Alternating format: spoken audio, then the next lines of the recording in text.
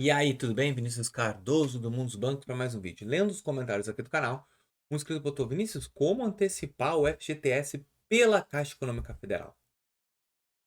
Vamos lá. Primeiro, assim, ó.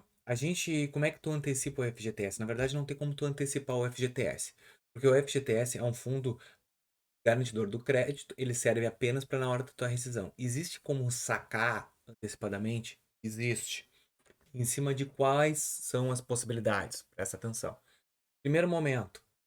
Se tu é demitido. Pô, Vinícius. Segundo, se tem alguma peculiaridade dentro do estado onde tu tá, por exemplo, ou um desastre natural, onde o governo libera exceções para aquele município, uma parte do FGTS, não todo, ou até todo, dependendo do problema. Aconteceu, por exemplo, nas enchentes do Rio Grande do Sul. Tem algum tipo de doença muito grave também, o governo vai liberar nesse motivo, ou o saque de aniversário.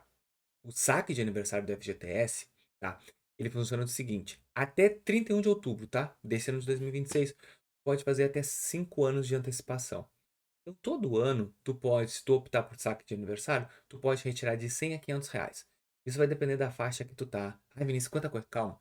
Tem um link na descrição do vídeo aqui, antes de tu continuar o vídeo, que é a Clau Express. Ela é especialista em antecipar FGTS. Ela vai te explicar tudo certinho. Porque tu clica, tu vai sair no WhatsApp de uma pessoa. Tu vai conversar com um humano. Isso é muito interessante. Mas vamos lá. O que vai acontecer? Por exemplo, tu entra em contato com a Clau, ela vai te explicar isso. Dependendo da faixa etária que tu tem, de 100 a 500 reais tu pode se sacar o valor. E durante 5 anos tu pode sacar então 2.500. Só quando tu faz a antecipação, tá antecipando o dinheiro. Então tu vai pagar uns juros. Pela Caixa Econômica Federal, tu vai ter que liberar, a Caixa vai ter que fazer uma simulação. A simulação, tô dando ok, ela vai pegar uma senha lá na FGTS. É um monte de burocracia pelo aplicativo. Agora, se tu tem problema com esse negócio de app e não gosta, faz direto pelo WhatsApp com a Cloud Express, que já está acostumada, e a taxa de juros equivale à mesma coisa.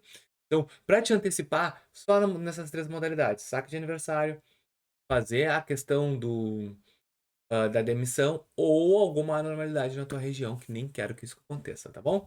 Espero que vocês tenham entendido e até o próximo vídeo. Valeu!